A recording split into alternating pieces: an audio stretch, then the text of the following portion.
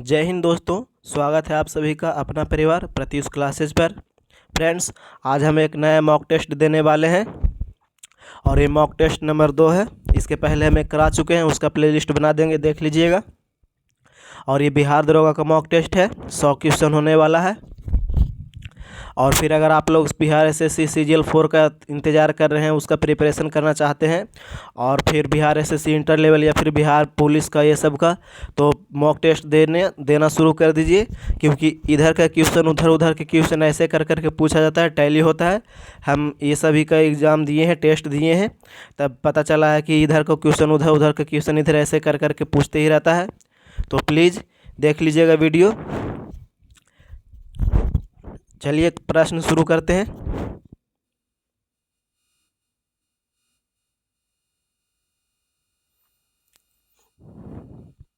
पहला प्रश्न है, हाल ही में भारत की पहली सोलर सिटी के रूप में किसे स्थापित किया गया? तो किसे स्थापित किया गया है? तो ये किया गया है सांची। याद रखिएगा, ऑप्शन नंबर ए आंसर हो जाएगा सांची। और इसमें जो लगभग किया जाएगा उससे मतलब जब सोलर सिस्टम जो लागू हुए यहाँ से स्थापित किया गया है, तो उससे 13,750 टन कार्बन डाइऑक्साइड का उत्सर्जन कम होगा इससे, और जो कि लगभग 2 लाख वयस्क पेड़ों की क्षमता के बराबर है, ये याद रखिएगा। और भारत को नरेंद्र मोदी जी के द्वारा एक लक्ष्य रखा गया है, जो कि 2070 तक हर राज्य में एक सोलर सिटी विकसित करने का लक्ष्य रखा गया है। 2070 तक सभी राज्य में एक सोलर सिटी बनाया जाएगा। चलिए अगला प्रश्न देख लेते हैं। भारत की अध्यक्षता में सितंबर 2023 में हुई G20 सम्मेलन में कितने देशों को गेस्ट एंट्री के रूप में आमंत्रित किया गया था? तो कितने देशों को किया गया था? तो ये किया गया था 9 देशों को। याद रखिएगा, 9 देशों को किया गया था। और अभी तो G20 2024 भी हो गया है, तो उसके बारे में कुछ बता देते हैं G20 2024 के बारे में। तो G20 2024 जो हुआ है वो हुआ है शिखर सम्मेलन, वो हुआ है रियो डी जेनेरियो में। याद रखिएगा, ब्राज़ील में हुआ है, रियो डी जेनेरियो में। और 18 और 19 नवंबर 2024 को हुआ था, इतना याद रखिएगा। और फिर अगला G20 जो होगा वो होगा दक्षिण अफ्रीका में, 2025 में होने वाला है दक्षिण अफ्रीका में। और और ये अगला 20वां होगा, और अभी 19वां 2024 में हो गया है। और 18वां भारत में हुआ था। 18वां ये जो दिया हुआ है 2023 का, वो 18वां था, याद रखिएगा। चलिए अगला प्रश्न देख लेते हैं।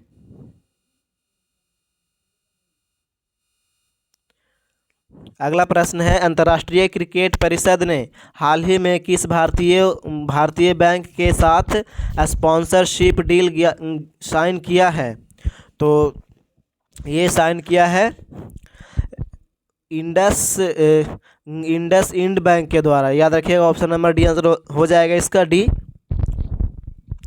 अगला प्रश्न है, चीन में आयोजित 19वें एशियाई खेलों के लिए भारतीय दल के ऑफिशियल स्पॉन्सर के रूप में किसे नामित किया गया है? तो ये नामित किया गया है अमूल को। याद रखिएगा, ऑप्शन नंबर बी आंसर हो जाएगा, अमूल। अगला प्रश्न देख लेते हैं। भारत के प्रथम यूपीआई एटीएम को किस पेमेंट सर्विसेज द्वारा लॉन्च किया गया है? तो ये लॉन्च किया गया है हिटाची पेमेंट सर्विसेज के द्वारा। ऑप्शन नंबर बी आंसर हो जाएगा, हिटाची पेमेंट सर्विसेज। अगला प्रश्न है, निम्नलिखित में से किस राज्य या केंद्र शासित प्रदेश में सीमा सड़क संगठन बीआरओ में भारत चार धाम परियोजना को बढ़ावा देने के लिए 440 लंबी मीटर सुरंग का निर्माण किया है? तो ये जो निर्माण हुआ है वो उत्तराखंड में हो। याद रखिएगा, ऑप्शन नंबर बी आंसर हो जाएगा, उत्तराखंड। चलिए इससे और कुछ प्रश्न बता देते हैं उत्तराखंड से। ये जो हुआ है वो सीमा सड़क परिवहन मंत्रालय के द्वारा किया गया है, और इसमें 889 किलोमीटर लंबे हाईवे को बनाने का लक्ष्य रखा गया है।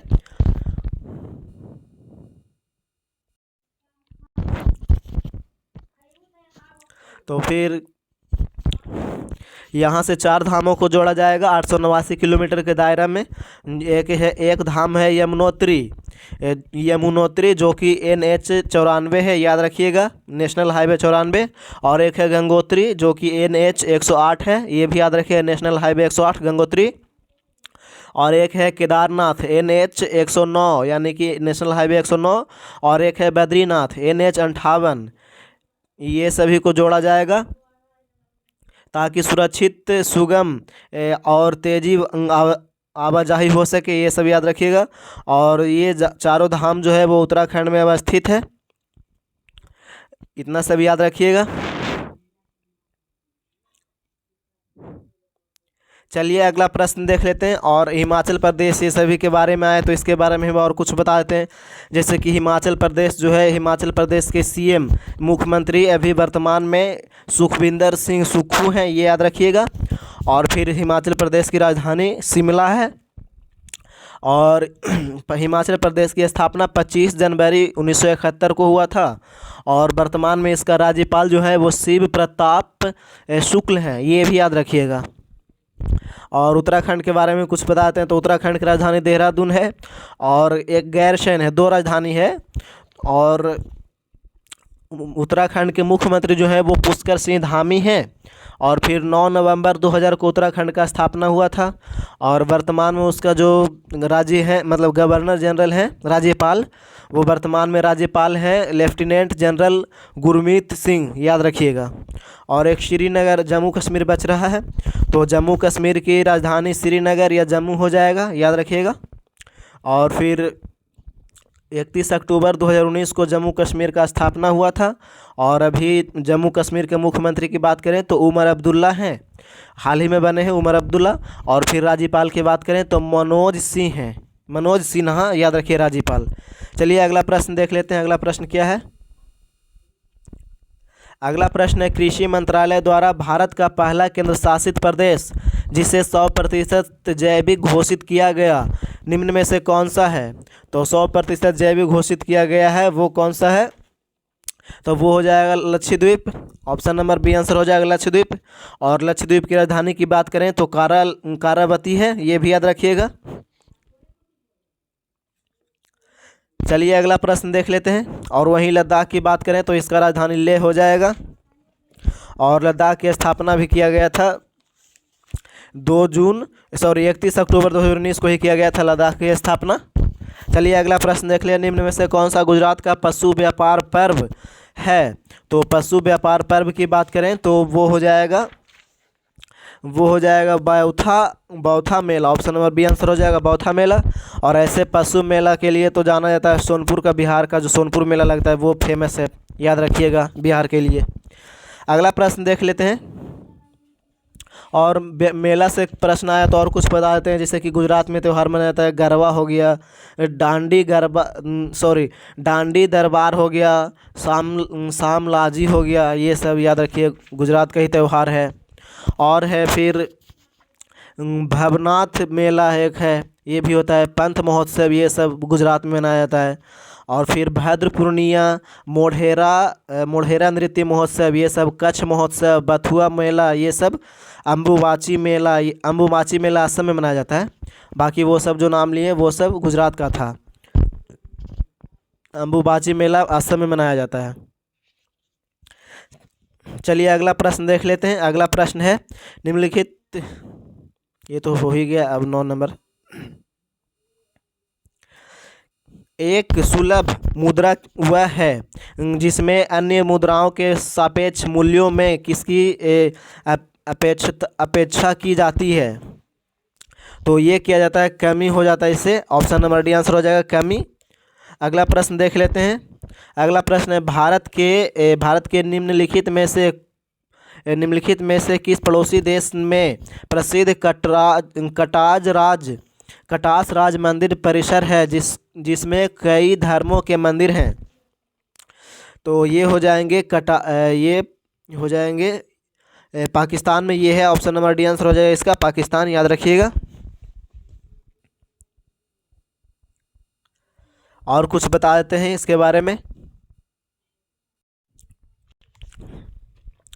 जैसे कि अफ़गानिस्तान हो गया, तो अफ़गानिस्तान का राजधानी काबुल है, याद रखिएगा।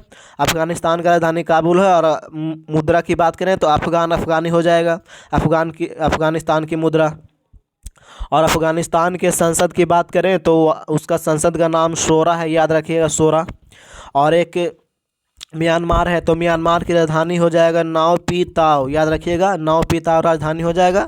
और मुद्रा हो जाएगा क्यात, ये भी याद रखिएगा, म्यांमार की मुद्रा क्यात हो जाएगा। और फिर संसद की बात करें तो पीथू हलुतो इसका संसद हो जाएगा, संसद। और फिर एक श्रीलंका है, तो श्रीलंका की मुद्रा श्रीलंका की राजधानी जो हो जाएगा श्री जयवर्धन कोटे हो जाएगा, श्रीलंका की राजधानी जयवर्धन कोटे। और श्रीलंकाई रुपया हो जाएगा, मुद्रा श्रीलंकाई रुपया। और फिर संसद की बात करें तो श्रीलंका की संसद पार्लियामेंट है, याद रखिएगा, पार्लियामेंट। और एक पाकिस्तान बच रहा है, तो पाकिस्तान का राजधानी इस्लामाबाद है और पाकिस्तानी रुपया है, मुद्रा पाकिस्तानी रुपया। और संसद का नाम नेशनल असेंबली है। इतना याद रखिएगा। ये सभी क्वेश्चन प्रश्न एग्जाम में पूछ लिया जाता है, इसलिए हम बता दिए हैं। चलिए अगला प्रश्न देख लेते हैं।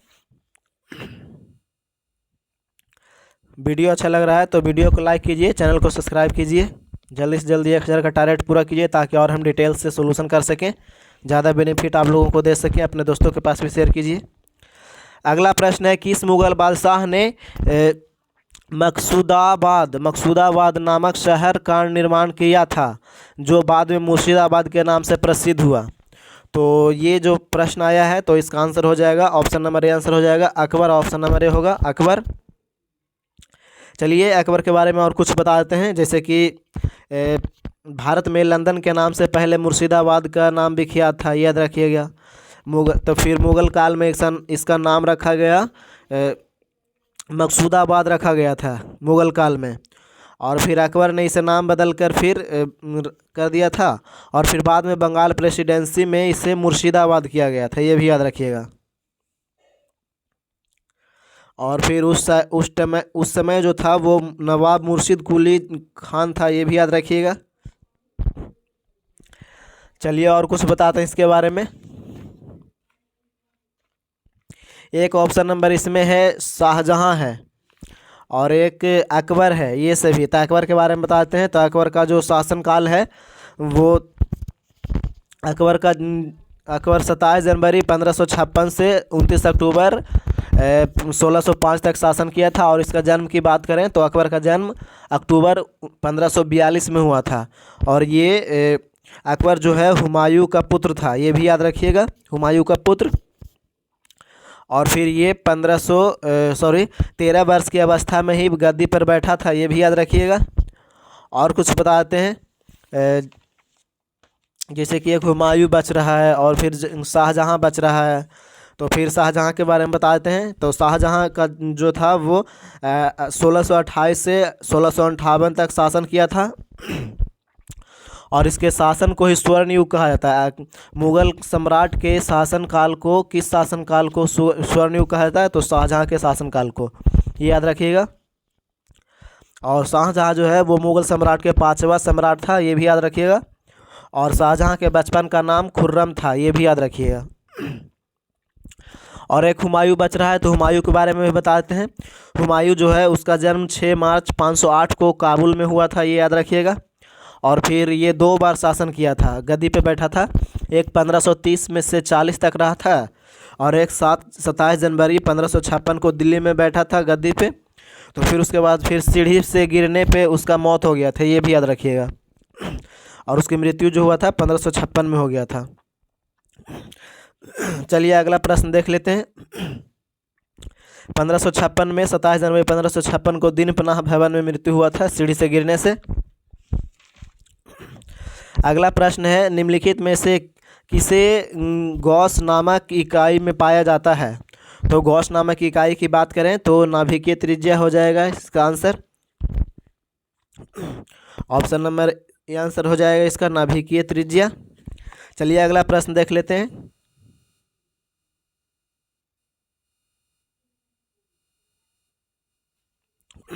भारत में भारतीय संविधान का कौन सा अनुच्छेद संविधान के भाग 3 में प्रदत्त अधिकारों के प्रवर्तन के लिए उचित कार्यवाही से उच्चतम न्यायालय के समक्ष याचिका दायर करने का अधिकार देता है। तो ये अनुच्छेद 32 हो जाएगा। ऑप्शन नंबर सी आंसर हो जाएगा इसका, अनुच्छेद 32। और अनुच्छेद 32 के तहत ही उच्चतम न्यायालय को 5 प्रकार के अधिकार होता है जो जारी करता है। तो पांचों याद रखिएगा। एक हो जाता है बंदी प्रत्यक्षीकरण, और एक परमादेश होता है, रीट होता है, और एक प्रतिषेध होता है, और एक उत्प्रेषण होता है, और एक अधिकार परीक्षा होता है। तो ये सभी याद रखिएगा। और इसे जो मौलिक अधिकार का वर्णन है वो भाग 3 में है, अनुच्छेद 12 से लेकर के अनुच्छेद 35 तक है, ये भी याद रखिएगा। और कुछ बता देते हैं अनुच्छेद से संबंधित आया है तो इसे तो छोड़ेंगे नहीं, चारों ऑप्शन बता देंगे। तो एक अनुच्छेद 21 में हो जाएगा प्राण एवं दैहिक स्वतंत्रता, पहले ये याद रखिएगा। और फिर अनुच्छेद 21 का ए जो है वो निःशुल्क शिक्षा से है, जो कि 6 से 14 वर्ष के बच्चों को दिया जाता है निःशुल्क शिक्षा। और एक है अनुच्छेद 37। तो अनुच्छेद 37 में राज्य जब भी नीति बनाएगा तो अपने जनता को ध्यान में रखते हुए बनाएगा, ये भी याद रखिएगा, अनुच्छेद 37 में। उसके बाद अनुच्छेद 46 बच रहा है। तो अनुच्छेद 46 की बात करें तो अनुच्छेद 46 में है एससी और एसटी एवं दुर्बल वर्ग के लिए शिक्षा का उल्लेख है, ये भी याद रखिएगा अनुच्छेद 46 में। तो सभी अनुच्छेद बता दिए हैं। चलिए अगला प्रश्न देखते हैं। अगला प्रश्न है, एक प्रोग्राम या सिस्टम के स्वयं अनुत्तरदायी होने के कारण यदि कोई कंप्यूटर अनुत्तरदायी हो जाता है तथा कोई इनपुट भी न ले रहा हो तो इस घटना को क्या कहा जाएगा? तो इस घटना को कहा जाएगा हैंगिंग, याद रखिएगा। ऑप्शन नंबर डी आंसर हो जाएगा हैंगिंग। निम्नलिखित में से कौन कुषाण वंश का शासक नहीं था? तो कुषाण वंश के शासक की बात करें तो ये हो जाएगा नहपान, याद रखिएगा। ऑप्शन नंबर सी आंसर हो जाएगा नहपान। अगला प्रश्न है, निम्नलिखित में से किसे भारतीय राज्य में प्रसिद्ध पर्यटन स्थल पंबन द्वीप स्थित है? तो पंबन द्वीप की बात करें तो ये रामेश्वरम हो जाएगा, जो कि तमिलनाडु में है। ऑप्शन नंबर ए आंसर हो जाएगा रामेश्वरम द्वीप तमिलनाडु में है, याद रखिएगा। अगला प्रश्न है, स्वतंत्र भारत में पहला विधि आयोग की स्थापना कब किया गया था? तो पहला विधि आयोग की स्थापना की बात करें तो यह किया गया था 1955 में। ऑप्शन नंबर बी आंसर हो जाएगा। और वहीं पहले विधि की बात करें तो पहले विधि आयोग जो थे वो उसकी अध्यक्षता किए थे CVMG शीतलवाड़ थे, ये भी याद रखिएगा। उनकी अध्यक्षता में गठित किया गया था, MG शीतलवाड़ की अध्यक्षता में। और वैसे जो प्रथम विधि आयोग जो आया था वो 1833 के चार्टर एक्ट के अंतर्गत आया था 1834 में, लेकिन उस समय भारत गुलाम था तो उसका ये प्रश्न नहीं है, स्वतंत्र भारत का प्रश्न है। चलिए अगला प्रश्न देख लेते हैं। प्याज में लाल रंग निम्न में से किस वर्णक के कारण होता है? तो प्याज में लाल रंग जो होता है वो होता है anthocyanin. Option number A answer हो जाएगा एंथोसाइनिन के कारण। और कुछ बता देते हैं, जैसे कि हल्दी का पीला रंग होता है जैंथोफिल के कारण होता है हल्दी का पीला रंग। उसके बाद टमाटर का लाल रंग होता है लाइकोपीन के कारण, ये भी याद रखिएगा। और फिर चुकंदर का जो लाल रंग होता है वो बिटरनीन के कारण, ये याद रखिएगा। और दूध का उजला रंग जो होता है वो कैसीटीन प्रोटीन के कारण होता है, ये भी याद रखिएगा। चलिए अगला प्रश्न देख लेते हैं। रूसीकुल्या नदी निम्नलिखित में से किस राज्य से होकर प्रवाहित होती है? तो रूसीकुल्या नदी की बात करें तो उड़ीसा में होता है। ऑप्शन नंबर सी आंसर हो जाएगा उड़ीसा। और उड़ीसा की कुछ प्रमुख नदी है जो कि बताते हैं, जैसे कि बैतरनी हो गया, उसके बाद फिर भार्गवी हो जाएगा, उसके बाद भेड़ हो जाएगा, उसके बाद ब्राह्मणी नदी हो जाएगा, फिर एक है बुद्ध बंगला, एक धामरा नदी हो जाएगा, और एक कोयना नदी। ये सभी उड़ीसा में ही प्रवाहित होता है, याद रखिएगा उड़ीसा में। चलिए अगला प्रश्न देख लेते हैं। अगला प्रश्न क्या है फ्रेंड्स, सॉल्यूशन हम डिटेल से करा रहे हैं, so please subscribe my channel. अगला प्रश्न है, दूरसंचार विभाग भारत सरकार द्वारा मोबाइल हैंडसेट के सभी नए डिज़ाइनों के लिए निर्धारित मानकों के अनुसार 1 सितंबर 2012 से 1 ग्राम मानक उत्तक से अधिक अनुमेय विशिष्ट अवशोषण दर की सीमा औसत कितना निर्धारित की गई है। तो इसकी सीमा की बात करें तो ये निर्धारित किया गया है, तो इसका जो निर्धारित किया गया ऑप्शन नंबर बी आंसर हो जाएगा 1.6 डब्लू प्रति केजी, याद रखिएगा, वाट प्रति केजी। चलिए अगला प्रश्न देख लेते हैं।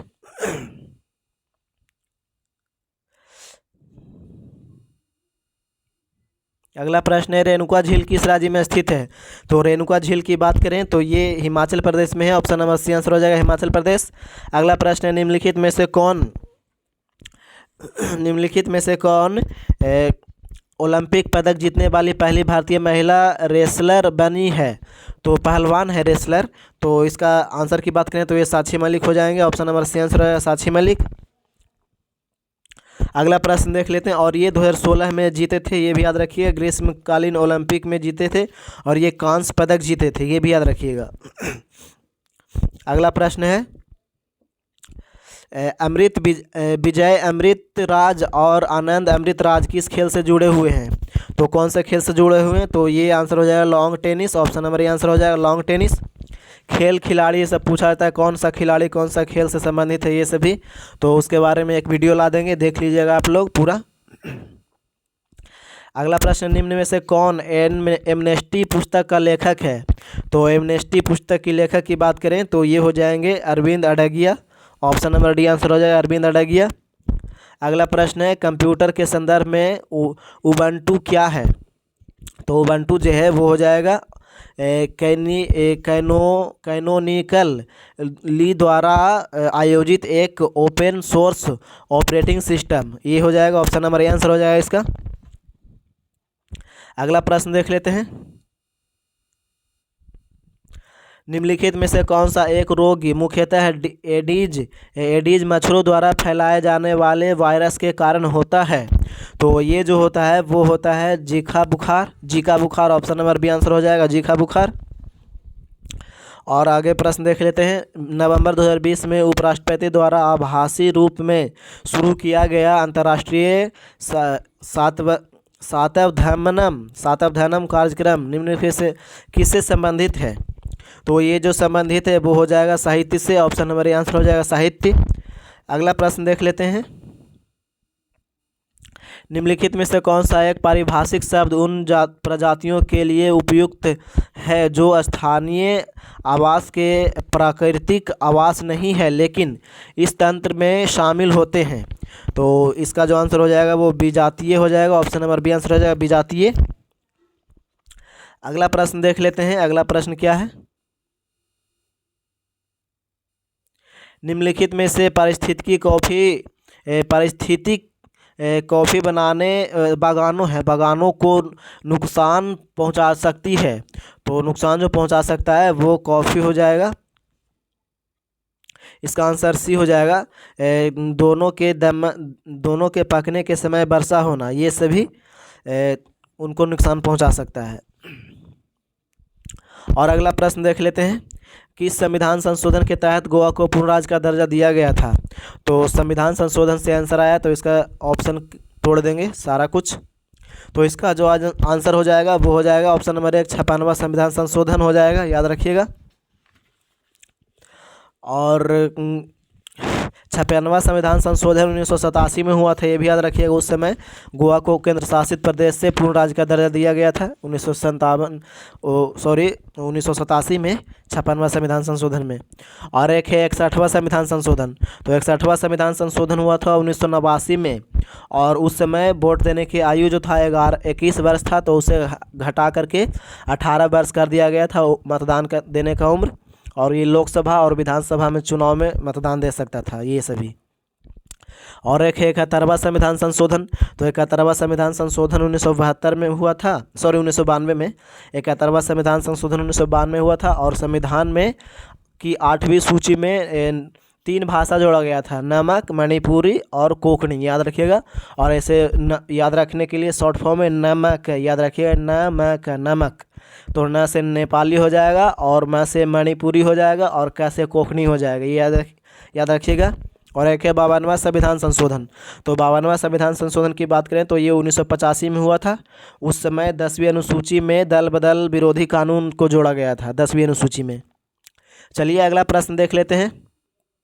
अगला प्रश्न, FIR में प्रतिभूति और अन्य वित्तीय परिसंपत्तियां शामिल होती हैं जो विदेशी निवेशकों द्वारा निष्क्रिय रूप से रखी जाती हैं। FIR का पूर्ण रूप क्या है? तो इसको FIR का पूर्ण रूप ही पूछना था, तो डायरेक्ट पूछता, इतना घुमाने की क्या ज़रूरत था।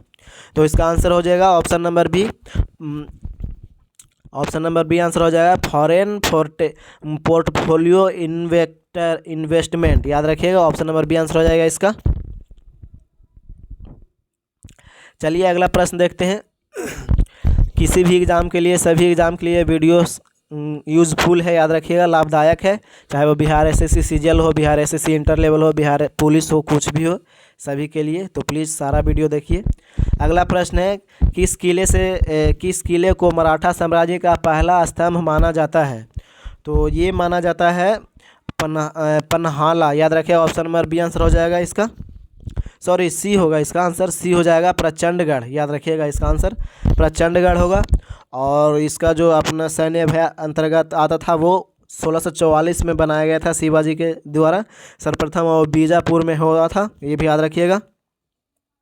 चलिए अगला प्रश्न देख लेते हैं। भारत में पूना के मराठा पेशवा बाजीराव द्वितीय और अंग्रेज के बीच बसई की संधि पर हस्ताक्षर कब किया गया था? तो किस वर्ष किया गया था? तो ये किया गया था 1802 को, याद रखिएगा, 31 दिसंबर 1802 को किया गया था। ऑप्शन नंबर डी आंसर हो जाएगा इसका। अगला प्रश्न है,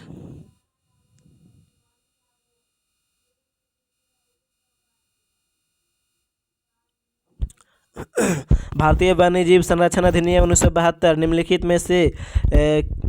अनुसूचियों में से किसके तहत गंगा डॉल्फिन को संरक्षित किया गया है? तो ये किया गया है पहली अनुसूची के अंतर्गत। ऑप्शन नंबर ए आंसर हो जाएगा पहली अनुसूची के अंतर्गत, याद रखिएगा। और अनुसूची से आंसर प्रश्न आया है, तो और इसके बारे में कुछ बता देते हैं।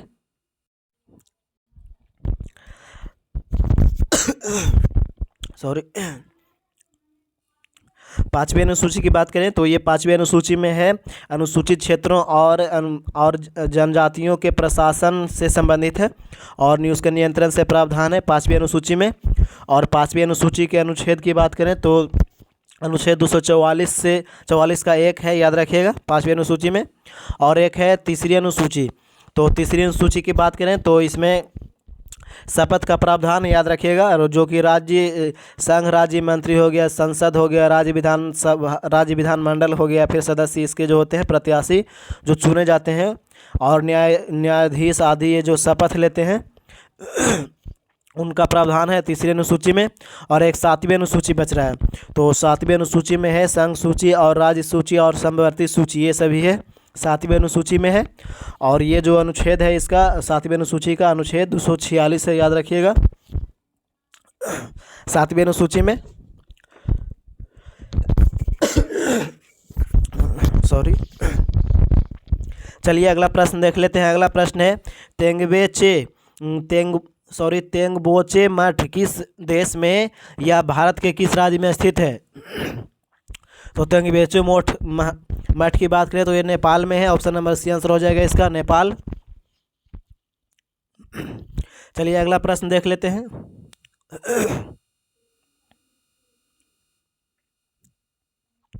हड़प्पा लिपि के 10 बड़े आकार के चिन्हों वाला एक शिलालेख निम्नलिखित में से किस स्थान पर पाया गया था?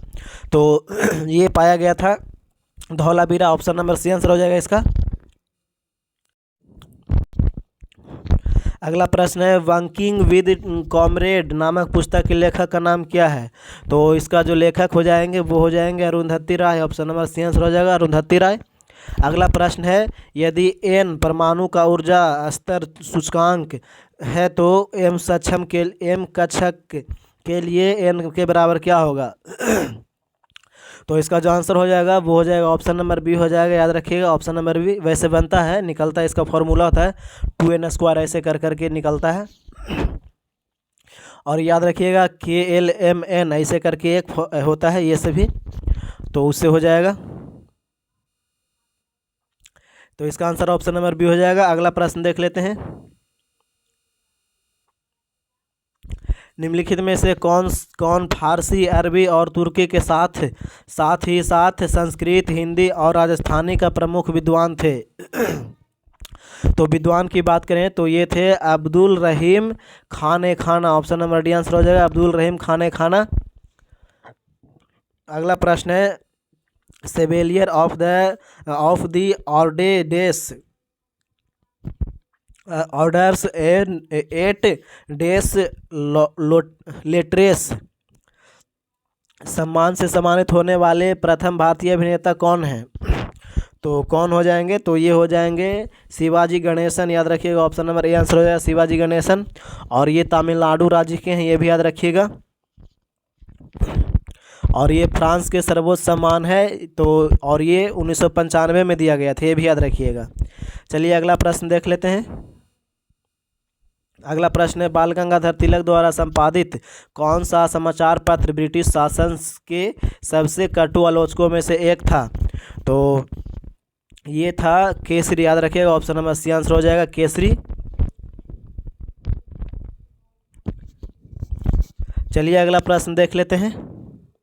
और केसरी समाचार जो था वो मराठी भाषा में आता था और ये 1881 में आया था, ये भी याद रखिएगा 1881 में प्रकाशित किया गया था।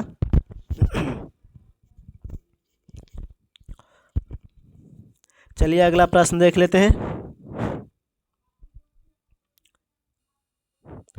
निम्नलिखित में से किस भारतीय क्रिकेटर ने 2002 में एंटीगुआ में वेस्ट इंडीज के विरुद्ध अपने चोटिल सबसे बड़े बंधी पट्टी बांधकर 14 ओवर तक बॉलिंग किया था। तो ये आंसर हो जाएगा ऑप्शन नंबर डी आंसर हो जाएगा इसका अनिल कुंबले। याद रखिएगा।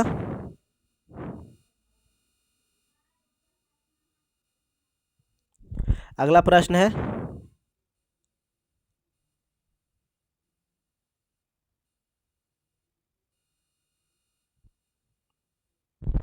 उड़ीसा में गजपति साम्राज्य की स्थापना निम्नलिखित में से किस वर्ष हुई थी। तो ये हुआ था ऑप्शन नंबर ए हो जाएगा इसका आंसर 1435 हो जाएगा इसका आंसर। अगला प्रश्न है और इसका जो संस्थापक थे वो थे कपिलेंद्र देव। याद रखिएगा कपिलेंद्र देव थे और ये शक्ति वंश से संबंधित थे, याद रखिएगा। ऑप्शन नंबर ए आंसर हो जाएगा इसका। अगला प्रश्न निम्नलिखित में से कौन सा तलवार नृत्य कुमाऊनी जनजाति की युद्ध कला परंपरा को चित्रित करता है। तो ये इसका ऑप्शन अब देख लेते हैं। तो ये हो जाएगा इसका ऑप्शन नंबर डी आंसर हो जाएगा छोलिया। याद रखिएगा ऑप्शन नंबर डी हो जाएगा छोलिया और ये उत्तराखंड राज्य में होता है। चलिए अगला प्रश्न देख लेते हैं। हड़प्पा स्थल में हल रेखाओं के निशान खोजे गए हैं। तो हड़प्पा स्थल में खोजा गया तो ये कालीबंगा में, याद रखिएगा ऑप्शन नंबर ए आंसर हो जाएगा कालीबंगा।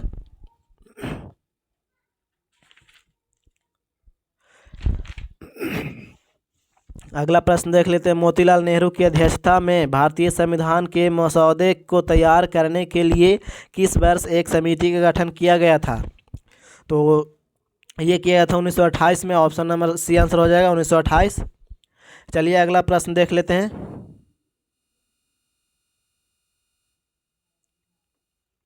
भारतीय संविधान के निम्नलिखित में से किस अनुच्छेद के अंतर्गत किसी राज्य के राज्यपाल को राष्ट्रपति द्वारा अपने हस्ताक्षर और मुहर सहित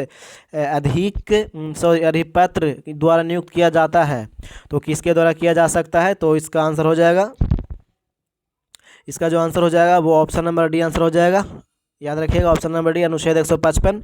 और कुछ बताते हैं जैसे कि अनुच्छेद 153 हो गया, तो अनुच्छेद 153 के अंतर्गत प्रत्येक राज्य में एक राज्यपाल होगा, ये होगा।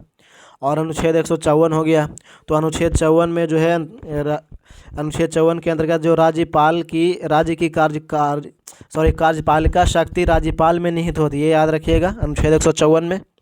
और अनुच्छेद 156 है, तो अनुच्छेद 156 में इसके अंतर्गत जो होता है वो राज्यों के राज्यपाल राष्ट्रपति के प्रसाद पर्यंत पद धारण करता है, ये भी याद रखिएगा। चलिए अगला प्रश्न देख लेते हैं। निम्नलिखित में से कौन सी भारत में बैंकों द्वारा अपने ग्राहकों को प्रदान की जाने वाली सेवा नहीं है? तो इसका जो आंसर हो जाएगा वो हो जाएगा URL। Option number A answer हो जाएगा URL।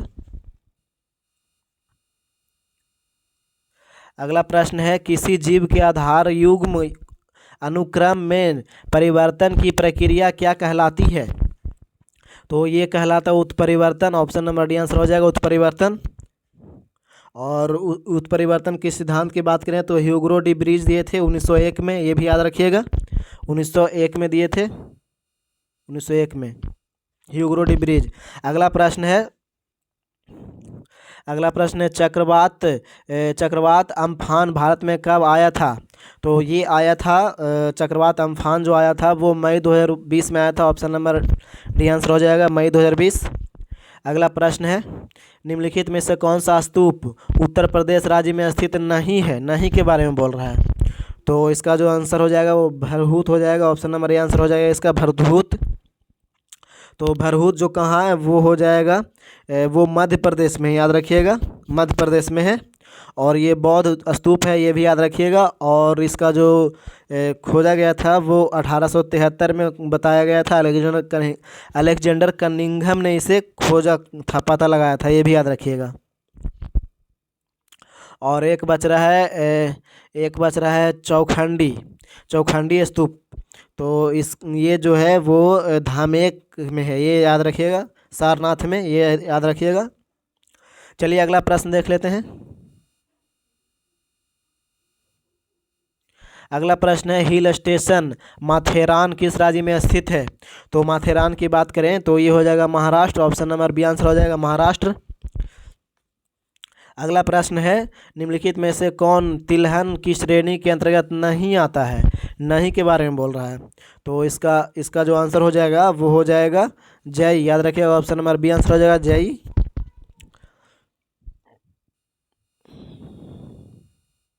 अगला प्रश्न है, भारत में राष्ट्रीय खाद्य सुरक्षा अधिनियम निम्नलिखित में से किस वर्ष अधिनियमित किया गया था?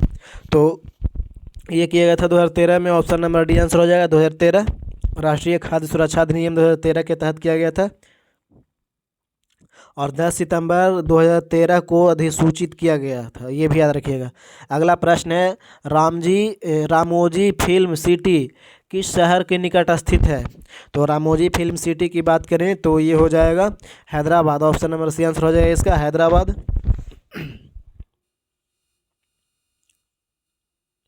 मेहरगढ़ नवपाषाण काल की बस्ती पाकिस्तान के किस प्रांत में स्थित है?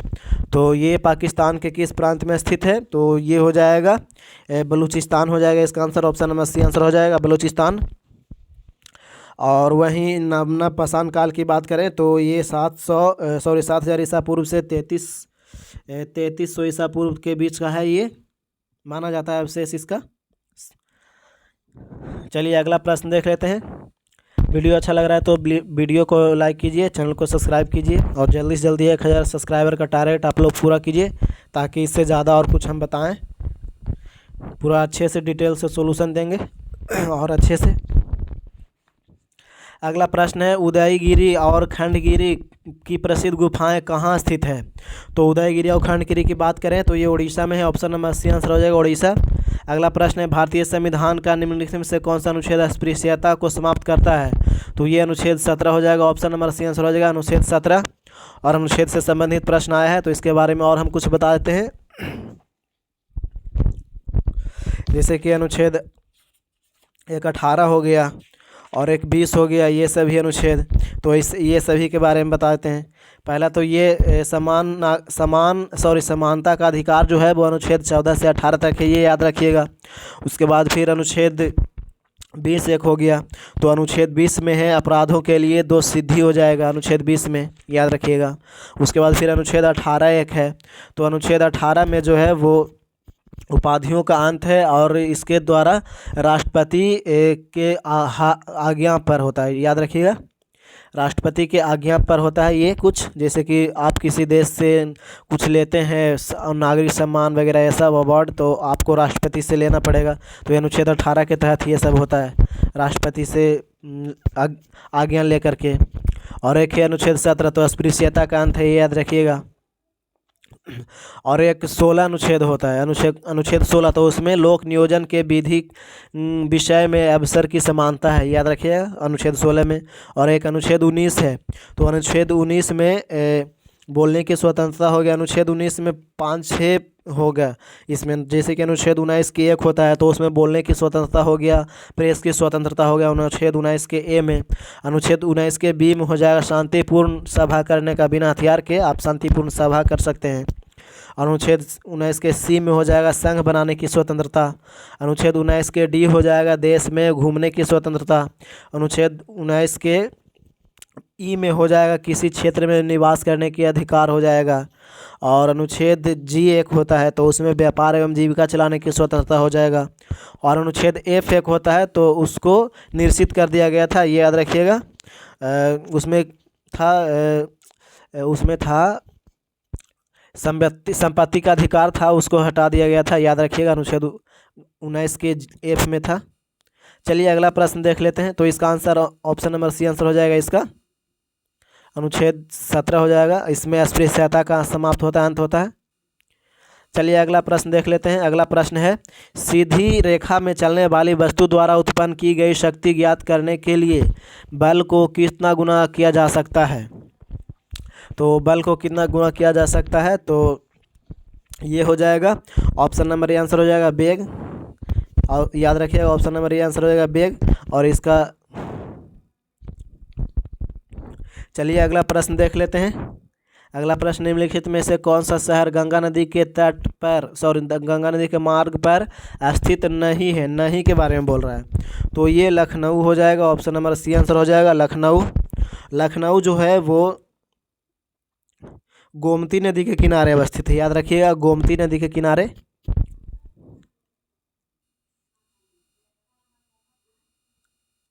अगला प्रश्न है, निम्न में से कौन सा एक्शन 8A डिस्टेंस बल है। तो इसका जो आंसर हो जाएगा वो आंसर हो जाएगा इसका आंसर सी हो जाएगा गुरुत्वाकर्षण, याद रखिए ऑप्शन नंबर सी 61 का। अगला प्रश्न है, 1944 में निम्नलिखित में से किसे भारतीय संविधान सभा का अंतिम अध्यक्ष बनाया गया था। तो अंतिम अध्यक्ष की बात करें तो ये बनाया गया था सचिंद्र नाथ सन्याल को बनाया गया था। ऑप्शन नंबर बी आंसर हो जाएगा सचिंद्र नाथ सन्याल।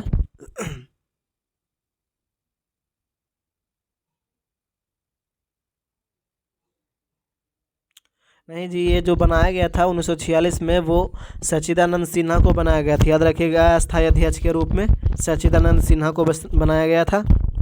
और अस्थायी अध्यक्ष जो बने थे वो राजेंद्र प्रसाद बने थे, डॉक्टर राजेंद्र प्रसाद। तो इसका आंसर सी हो जाएगा। चलिए अगला प्रश्न देख लेते हैं। अगला प्रश्न है, वैदिक भंजनों या मंत्रों के ग्रहण को क्या कहा जाता है। तो ये जो कहा जाता है वो कहा जाता है संहिता। ऑप्शन नंबर ए आंसर हो जाएगा इसका, संहिता कहा जाता है। अगला प्रश्न, यदि कोई वस्तु 10 दोलन प्रति सेकेंड करती है तो किलो हर्ट्ज में इसकी आवृत्ति क्या होगी। तो किलो हर्ट्ज में इसकी आवृत्ति जो होगी वो हो जाएगा 0.01। ऑप्शन नंबर बी आंसर हो जाएगा इसका। चलिए अगला प्रश्न देख लेते हैं। अगला प्रश्न है, बोकारो इस्पात संयंत्र किसके सहयोग से बनाया गया था। तो बोकारो संयंत्र की बात करें तो इसका आंसर हो जाएगा ऑप्शन नंबर बी सोवियत संघ हो जाएगा। इसका आंसर ऑप्शन नंबर बी हो जाएगा। और ये बनाया गया था 1955 में, ये भी याद रखिएगा। और कुछ बता देते हैं, जैसे कि हिंदुस्तान स्टील लिमिटेड जो था वो राउरकेला में था, ये जर्मनी के सहयोग से बनाया गया था। और एक है हिंदुस्तान स्टील लिमिटेड दुर्गापुर में स्थित है, तो ये ब्रिटेन के सहयोग से बनाया गया था, ये भी याद रखिएगा। चलिए अगला प्रश्न देख लेते हैं। निम्नलिखित में से कौन सा बैराज बांध भारत बांग्लादेश सीमा के सबसे नज़दीक है?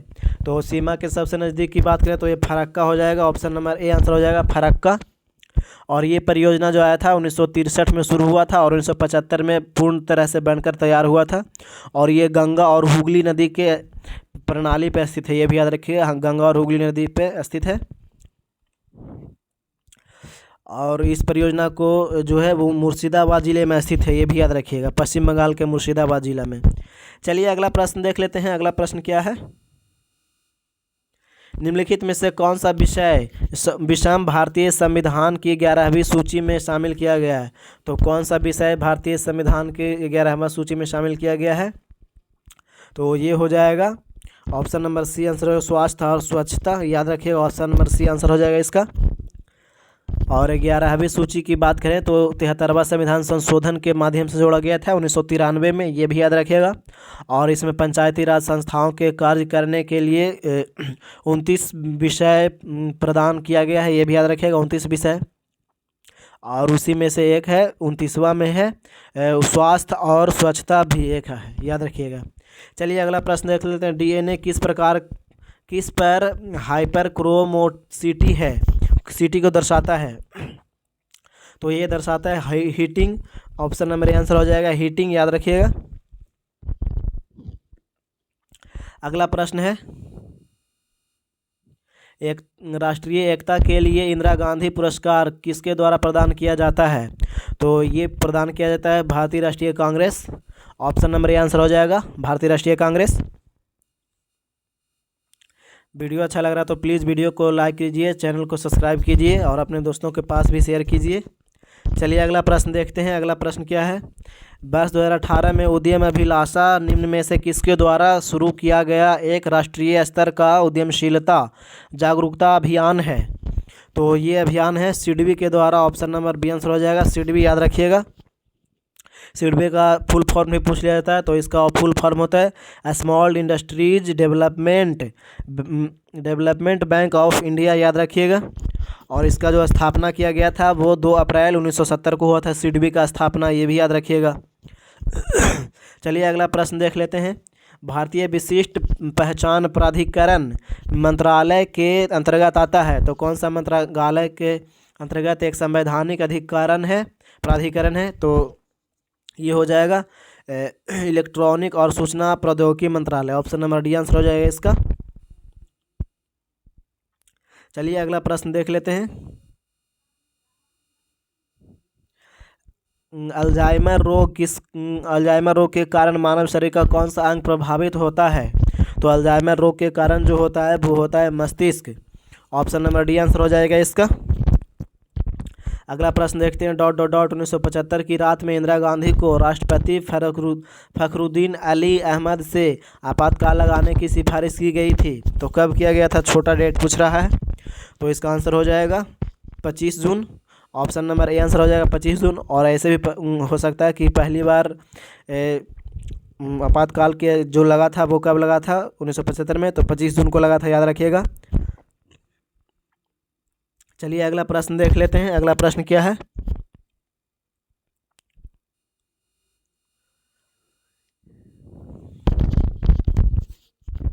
अगला प्रश्न, निम्न में से कौन सा एक एसिड अम्ल एक लीड स्टोरेज बैटरी में इलेक्ट्रोलाइट के रूप में कार्य करता है? तो ये जो कार्य करता है वो हो जाएगा sulphuric acid, option number A answer हो जाएगा सल्फ्यूरिक एसिड, याद रखिएगा। और इसका सूत्र होता है H2SO4, ये भी याद रखिएगा। और ये लैक्टिक अम्ल जो होता है वो दूध में दही में पाया जाता है, लैक्टिक अम्ल खट्टा पदार्थों में। चलिए अगला प्रश्न देख लेते हैं। अगला प्रश्न क्या है? अगला प्रश्न है पुस्तक द लाइफ डिवाइन किसके द्वारा लिखा गया है? तो लाइफ डिवाइन की बात करें तो अरबिंदो के द्वारा लिखा गया, ऑप्शन नंबर डी आंसर हो जाएगा अरबिंदो के द्वारा। अगला प्रश्न है सिखों के 10वें गुरु की हत्या कहाँ की गई थी। तो कहाँ किया गया था सिखों के 10वें गुरु की हत्या, तो ये किया गया था नांदेड़ में। ऑप्शन नंबर ए आंसर हो जाएगा नांदेड़। और ये जो हत्या किया गया था वो नांदेड़ जो है वो महाराष्ट्र में स्थित है, ये भी याद रखिएगा। और ये गोदावरी नदी के तट पर स्थित है नांदेड़, महाराष्ट्र में। और इसी नगर में 7 अक्टूबर 1708 को अफगान पठान के द्वारा सिख के 10वें गुरु को हत्या किया गया था, गुरु गोविंद सिंह का। और कुछ इनके बारे में बता देते हैं।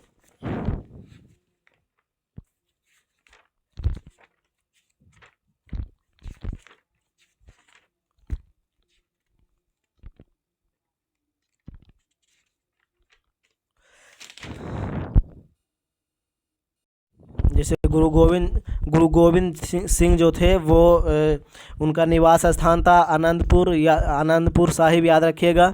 और इनका कार्यस्थल था पाओता, ये भी याद रखिएगा। और ये एक जफरनामा की फारसी अनुवाद करवाए थे, ये भी याद रखिएगा। और ये एक प्रणाली चलाए थे, वो पाहुल प्रणाली था, ये भी याद रखिएगा, गुरु गोविंद सिंह के द्वारा। और गुरु गोविंद सिंह महिला के नाम के पीछे कौर लगाने की प्रथा चलाए थे, और पुरुषों के पीछे के नाम में सिंह लगाने के। जैसे कि अभी कोई पंजाबी हो गया, मतलब वो सब सिख वगैरह जो सिंह लगाता है अपना नाम के अंत में, और महिला में कौर लगाती है, तो वो गुरु गोविंद सिंह ही किए थे ये सब शुरुआत। चलिए अगला प्रश्न देख लेते हैं। अगला प्रश्न क्या है।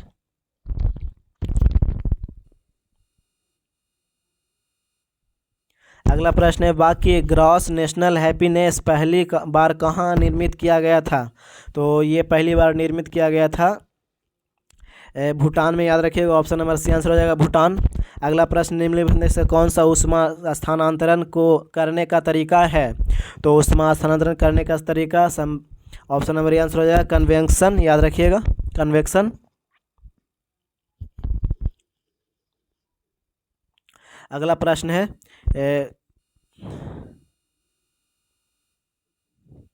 निम्न में से कौन भारत का पहला पुर्तगाली वायसराय था। तो पहला पुर्तगाली वायसराय की बात करें तो ये फ्रांसिस्को डी अल्मोड़ा था, याद रखिएगा। ऑप्शन नंबर ए आंसर हो जाएगा। और ये 1505 में बना था, ये भी याद रखिएगा, प्रथम वायसराय। चलिए अगला प्रश्न देख लेते हैं। अगला प्रश्न क्या है।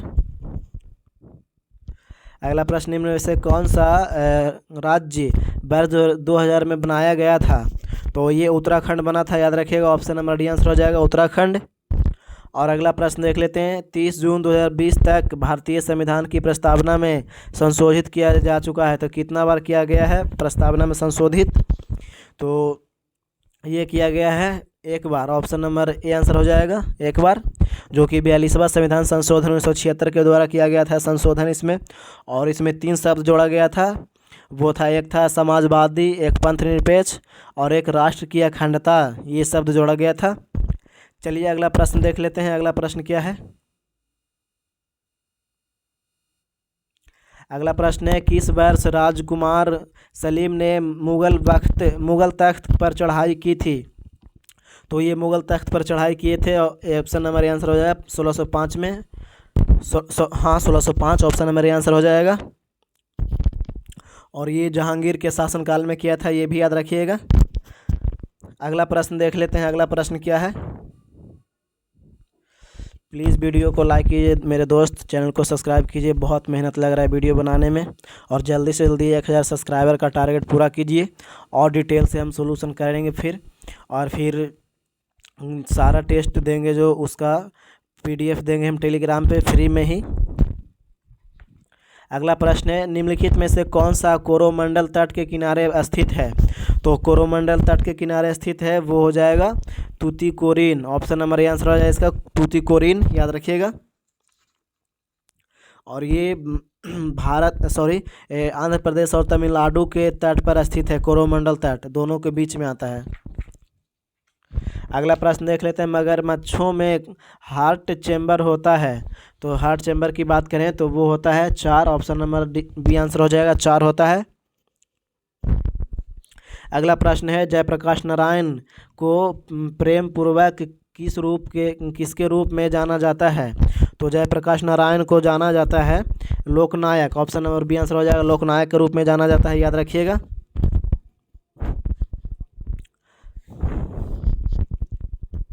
चलिए अगला प्रश्न देख लेते हैं। और वहीं दीनबंधु एक हैं, तो दीनबंधु को जो है वो CF एंड्रूज को जाना जाता है, ये भी याद रखिए, उनका उपनाम है। चलिए अगला प्रश्न क्या है देखते हैं।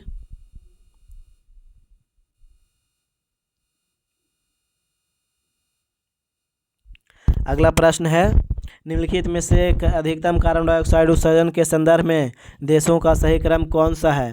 तो देशों का सही क्रम की बात करें तो ये हो जाएगा चीन, अमेरिका, यूरोपीय संघ और भारत। ऑप्शन नंबर ये आंसर हो जाएगा इसका। अगला प्रश्न है, औपनिवेशिक भारत के संदर्भ में हार्टोग कमेटी की रिपोर्ट निम्न में से किस क्षेत्र से संबंधित है? तो ये संबंधित है शिक्षा से। ऑप्शन नंबर सी आंसर हो जाएगा, शिक्षा हो जाएगा। अगला प्रश्न देख लेते हैं। अगला प्रश्न है, शेर शाह सूरी द्वारा बनाया गया ग्रैंड ट्रंक रोड किन क्षेत्रों को जोड़ता है? तो ये जोड़ता है लाहौर को पूर्व बंगाल से। ऑप्शन नंबर सी आंसर हो जाएगा, लाहौर को पूर्व बंगाल से। अगला प्रश्न है, भारत की संविधान सभा ने किस वर्ष कामकाज प्रारंभ किया? तो ये कामकाज प्रारंभ किया 1946 में। ऑप्शन नंबर बी आंसर हो जाएगा 1946। और ये संविधान सभा की पहली बैठक जो हुआ था 19 दिसंबर 1946 को हुआ था, याद रखिएगा। चलिए अगला प्रश्न देख लेते हैं। लोहे की कील कॉपर सल्फेट के घोल में डुबो देने के बाद क्या हो जाता है? तो क्या हो जाता है डुबा देने के बाद? तो ये हो जाता है भूरी। ऑप्शन नंबर सी आंसर हो जाएगा, भूरी।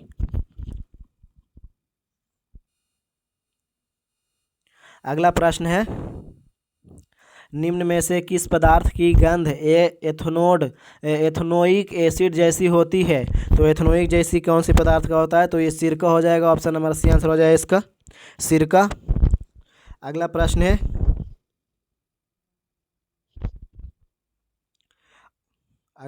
है, अति चालकता का पहला सिद्धांत निम्न में से कौन सा था?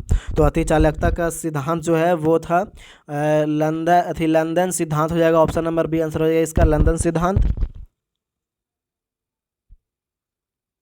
अगला प्रश्न देख लेते हैं। सागरमाथा किसका नेपाली नाम है? तो सागरमाथा के नेपाली नाम की बात करें तो ये माउंट एवरेस्ट की नाम है। ऑप्शन नंबर ए आंसर हो जाएगा इसका, माउंट एवरेस्ट। और इसकी ऊंचाई की बात करें तो सबसे ऊंचा चोटी जो है इसका माउंट एवरेस्ट का, उसका ऊंचाई हो जाएगा 8,848 मीटर, और कहीं कहीं 850 मीटर देता है। 8,850 मीटर ये भी देता है, ये भी याद रखिएगा। और इसका तिब्बत में नाम चोमो लंगमा है, इसका नाम याद रखिएगा, प्रश्न पूछ लिया जाता है। अभी हाल ही की एक परीक्षा में पूछा भी गया था, बिहार के परीक्षा में ही पूछा गया था। चलिए अगला प्रश्न देख लेते हैं। वन संरक्षण के संदर्भ में वनदानी आंदोलन 1987 किसके द्वारा शुरू किया गया था? तो ये जो शुरू किया गया था वो किया गया था वंदना शिवा के द्वारा। ऑप्शन नंबर बी आंसर हो जाएगा इसका, वंदना शिवा। चलिए अगला प्रश्न देख लेते हैं। अगला प्रश्न क्या है, सोरा का दूसरा नाम क्या है? तो सोरा का दूसरा नाम जो है वो हो जाएगा potassium nitrate. Option number C answer हो जाएगा, पोटेशियम नाइट्रेट। और इसका सूत्र की बात करें तो KNO3 होता है, सूत्र भी याद रखिएगा, प्रश्न में पूछा जाता है एग्जाम में। चलिए अब मैथ आ गया है तो मैथ का हम आंसर बताते हैं। 96 नंबर का आंसर जो हो जाएगा, 96 नंबर का आंसर हो जाएगा ऑप्शन नंबर ए आंसर हो जाएगा इसका। और 97 नंबर का आंसर जो हो जाएगा वो हो जाएगा बी।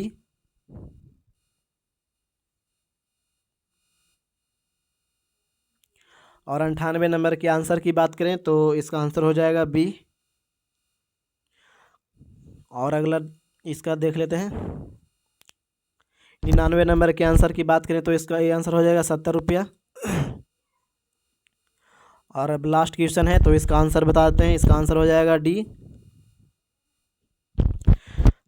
तो ऐसे ही वीडियो देखते रहिए, पूरा वीडियो देखिएगा। और फिर टेलीग्राम पे इसका देंगे सभी का PDF। लेकिन अभी सब्सक्राइबर पूरा कीजिए, कम से कम 500 तो पुराइए, 1000 भी नहीं पुरा रहे हैं तो 500 तो पुराइए। मिलते हैं नेक्स्ट वीडियो में। जय हिंद, जय भारत।